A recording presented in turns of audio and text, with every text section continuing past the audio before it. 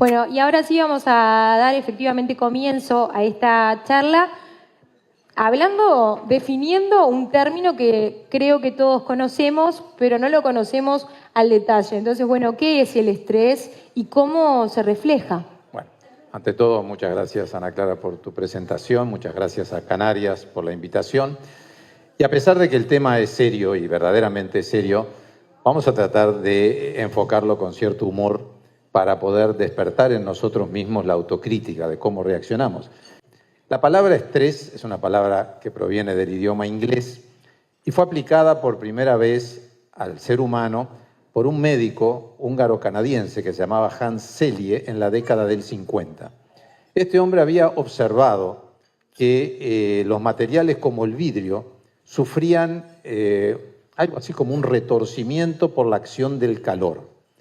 Entonces se dedicó a estudiar cómo los sucesos de la vida del ser humano, a los cuales nos enfrentamos diariamente, qué tipo de reacciones desencadenan en nuestro organismo, tanto en nuestro cuerpo físico como en nuestro cuerpo emocional.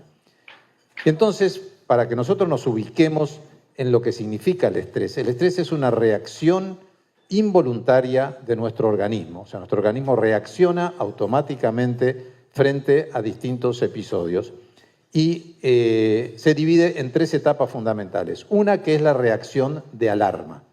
Pongamos un ejemplo. Vamos a cruzar una avenida, viene un camión a alta velocidad, nosotros pensamos que posiblemente pueda pisarnos, damos un paso atrás, pero en ese acto se generan una serie de movimientos internos, de reacciones internas, por ejemplo, como un aumento de la presión arterial, un aumento de la cantidad de latidos cardíacos, una sensación de frío, ¿verdad? De sudoración y frío a la vez, que es una reacción, se llama vasovagal, que nuestro organismo es frente a situaciones de alto impacto.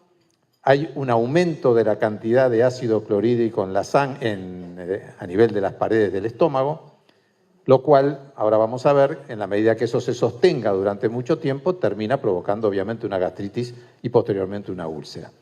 Después de esa primera etapa de alarma, cuando la situación que nos afecta se mantiene a través del tiempo, aparece una etapa que se llama de mantenimiento, donde nuestro organismo, que es muy complaciente, nos acompaña en todo lo que le pedimos, pero es exactamente igual que la DGI, o sea, en algún momento nos va a pasar la factura, es decir, nosotros podemos tratar de salvarnos, pero nuestro organismo cuidadosamente anota todos nuestros excesos o todos nuestros errores, hasta que en determinado momento llega la última etapa, que es la fase de agotamiento, donde el organismo claudica, enfermamos, primero hay una alteración de las funciones, hasta que si no le ponemos un punto final, terminamos con enfermedades graves, inclusive hasta la propia muerte.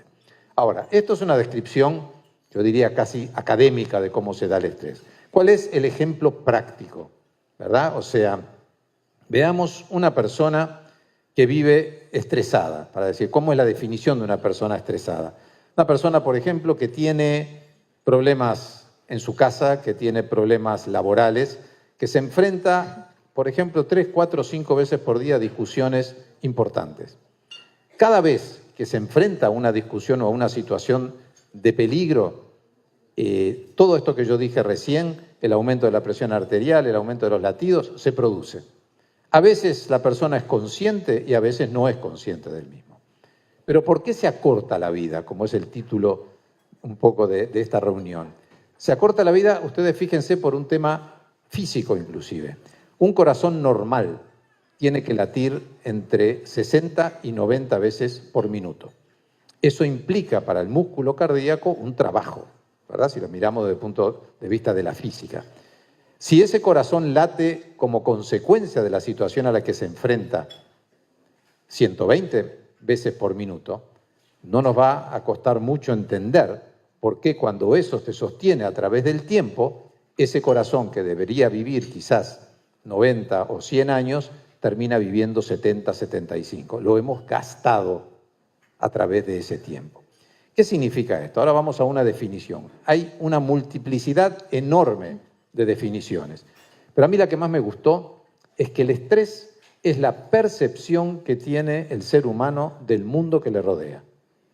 Y a ver, a pesar de que no hay demasiados hombres hoy, pongamos un ejemplo futbolístico. Yo voy al estadio, por ejemplo, con mis hijos, iba, ¿no?, cuando ellos eran chicos, porque ahora no se puede ir, y supongamos que en el área de uno de los cuadros, supongamos que estamos en un clásico, en un partido de cierta trascendencia, hay una jugada dudosa. El juez cobra penal, ¿verdad? Y entonces los espectadores reaccionan de una manera absolutamente diferente.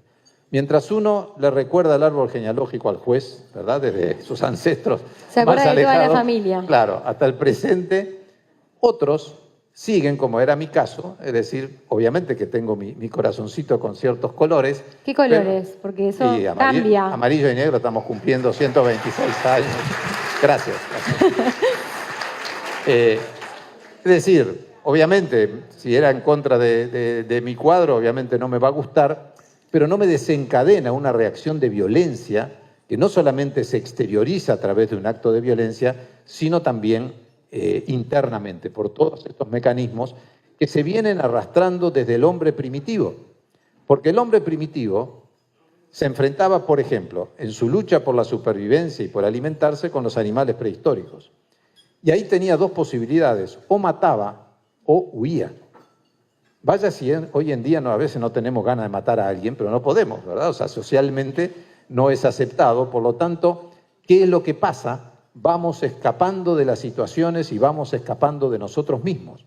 Y sin darnos cuenta nos estamos haciendo un daño profundo, porque no es que resolvimos el tema, no es que resolvimos el problema en su totalidad, sino que lo tapamos. Escapamos porque tenemos que reprimir nuestros sentimientos y eso termina haciéndonos muchísimo daño.